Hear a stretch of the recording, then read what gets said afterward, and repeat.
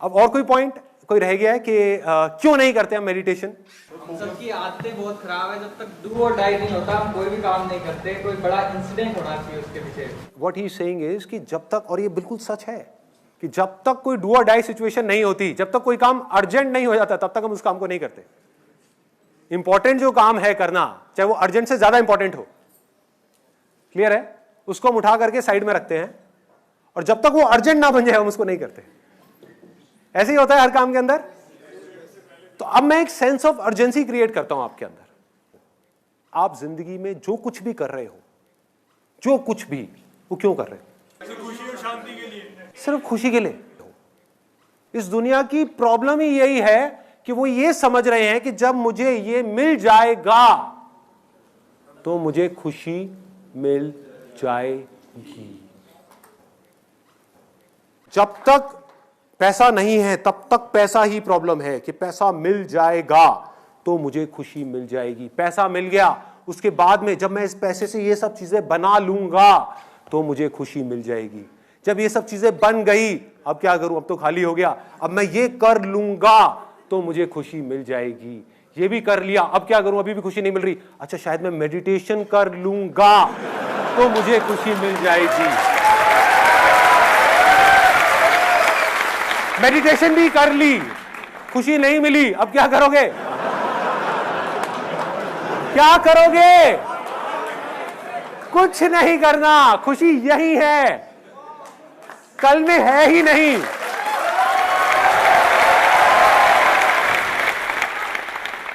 मैं खुश हो जाऊंगा तो खुशी मिल जाएगी। ये भी अपने आप में एक ट्रैप है। मैं खुश हो जाऊंगा तो मुझे खुशी मिल जाएगी। खुश हो जाऊंगा यहां है और खुशी यहां है।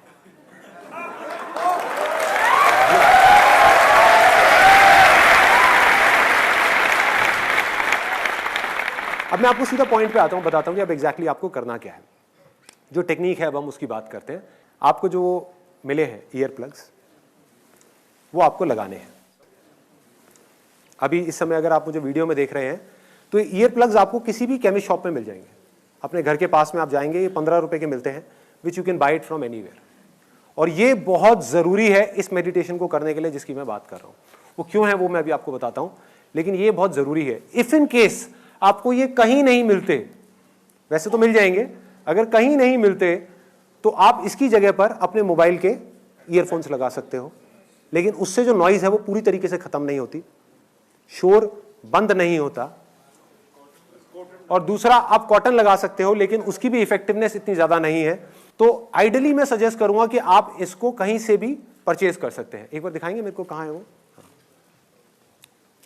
तो ये है जो एक 3M कंपनी का है, और ऐसी और भी कई कंपनीज के आते हैं। अब सबसे पहला स्टेप क्या है मेडिटेशन के अंदर, कि बैठना कैसे है। अब इसमें भी बड़े बड़े मिथ हैं, ऐसे बैठो वैसे बैठो, वो अच्छा है वो बुरा है। सब अच्छा है जब तक कि आपकी बैक सीधी है। और चेयर पे बैठ करके मेडिटेशन करने में कोई प्रॉब्लम नहीं है। सीधा सा फंडा है, सीधा सा। कोई भी पोज अगर आपको अनकंफर्टेबल लग रहा है उसमें भूल के भी मेडिटेशन मत करो, क्योंकि अगर आपको वो अनकंफर्टेबल लगेगा तो आपका ध्यान दर्द की तरफ चला जाएगा। तो आपको क्या करना है, कोई भी कंफर्टेबल पोज चूज करना है। अगर कुर्सी पे आप बैठे हो, हल्का सा आगे आ जाओ, हल्का सा, ज्यादा भी नहीं, हल्का सा आगे, तो बैक अपने आप सीधी हो जाएगी। गर्दन सीधी होनी चाहिए, ऐसे नहीं होनी चाहिए, ऐसे नहीं होनी चाहिए, ठीक है। हल्की सी टक्ड इन होनी चाहिए गर्दन। और जो आंखें हैं जब बंद हो गई तो बंद होने के बाद में आपको ना नीचे देखना है ना बहुत ऊपर देखना है। कुछ लोग बोलते हैं कि जब मैंने मेडिटेशन किया तो मेरे यहां पर बहुत तेज दर्द हुआ। कितने लोगों ने इसको एक्सपीरियंस किया है? दर्द हुआ, यहां पर दर्द होता है। भाई दर्द इसलिए हो रहा है क्योंकि आप जोर लगा रहे हो, आप यहां कुछ देखने की कोशिश कर रहे हो। जैसे ही आप हल्का सा भी जोर लगाने लग जाओगे, यहां पे दर्द होना शुरू हो जाएगा।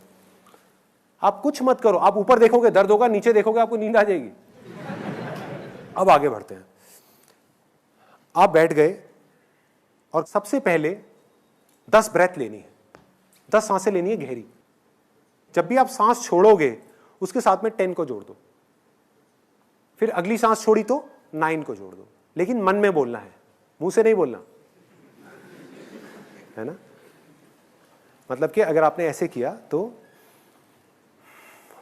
10, और बोलना भी ऐसे है मन में, तेज चीख करके नहीं, जैसे मन में भी कई तरीके होते हैं बोलने के। 10 हाँ, अमरीश पुरी की तरह नहीं बोलना,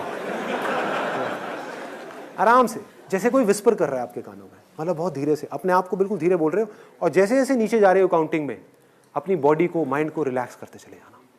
नोट करना किस तरीके से चीजें रिलैक्स हो रही है, मतलब अगेन करने की कोशिश नहीं करनी, ऑटोमेटिकली वो चीजें होती चली जाएंगी। तो 10 से आप गए 9 पे, 9, 8 और 0 तक जाना है। जब तक आप 0 पे जाएंगे आप देखेंगे ऑटोमेटिकली जो आपका माइंड है वो ब्लैंक हो गया। लेकिन ये एंड नहीं है मेडिटेशन का, कहीं आप सोचो बस यही था यार। अब यहां से खेल शुरू होता है। अब बड़े ध्यान से समझना जो चीज मैं बोलने वाला हूं। इस दुनिया में 2 तरह की आवाजें हैं। एक वो जो बाहर से आ रही है, जैसे एसी की आवाज आ रही है सबको, भी मेरी आवाज आ रही है, यहां पे भी हल्का सा ठक ठक हुआ, आई। सुनो बाहर यहां पर कौन कौन सी आवाजें आ रही है? अभी सबने बोला आवाज हुई, ये बाहर की आवाज है। हमें पता है सबको बाहर की आवाज क्या है। कुछ आवाजें हमारे अंदर है, कुछ आवाजें हमारे अंदर है, जिसमें से कुछ आवाजों को आप जानते हो और कुछ को नहीं जानते, उनको जानना है। अंदर की आवाज कौन सी है, कोई बताएगा? Example, heart beat. और अंदर की आवाज कौन सी है? सांसों की आवाज। ऐसे ही अंदर और भी बहुत सारी आवाजें हैं जिसके बारे में आपको पता ही नहीं। वो आप पकड़ोगे कैसे? जब आपने कान में लगा लिया और लगाने के बाद में बाहर से आवाज आनी बंद हो गई, तो इसका मतलब कि जो भी आवाज आ रही है वो अंदर से आ रही है। तो ऑटोमेटिकली आपका ध्यान उन आवाजों की तरफ चला जाएगा, आपको लगाना ही नहीं पड़ेगा। धीरे धीरे आपको दिल की धड़कन सुनाई देने लग जाएगी। धीरे धीरे इन आवाजों के साथ में आप देखोगे पीछे से एक आवाज आ रही है। इन आवाजों के पीछे, पीछे मतलब ऐसे भूत नहीं है कोई, इन आवाजों के पीछे एक और बारीक आवाज है। मतलब आवाज धीरे धीरे पतली होती चली जाएगी। हमारा माइंड किस तरीके से काम करता है? जो सबसे भारी आवाज होती है उसको हम जल्दी सुन लेते हैं, जो सबसे हल्की आवाज होती है वो खो जाती है, और जो बिल्कुल हल्की होती है बिल्कुल खो जाती है, वो गायब हो जाती है। क्लियर हो रहा है? ऐसा नहीं है मैं बोल नहीं रहा था, मैं बोल रहा था। ऐसा नहीं आप सुन नहीं सकते थे, आप सुन सकते थे, लेकिन हमारी हैबिट क्या है? हम पतली आवाजों को छोड़ देते हैं, हमारा ध्यान सीधा बड़ी आवाजों की तरफ चला जाता है। इसमें आपको थोड़ा सा उल्टा करना है। आपको क्या करना है? पहले आपने ब्रेथ की आवाज को सुनना शुरू किया, सुनते सुनते आपको इसके पीछे से, इस ब्रेथ के पीछे से एक पतली सी आवाज सुनाई देगी। वो पता है कैसी होगी? हो सकता है किसी को झिंगुर की आवाज सुनाई दे। जैसे कभी किसी के साथ में हुआ है कि हम कहीं किसी हिल स्टेशन पे गए और वहां पर लेटे हुए हैं और एकदम से एक झिंगुर की आवाज आ रही है कान के अंदर, सुना है? या दिवाली के टाइम पे एक बम फट जाता है हमारे कान के पास में, तो क्या होता है? किसी को हो सकता है पानी गिरने की आवाजें आए, झरने की आवाजें आए, किसी को हवा की आवाज आए,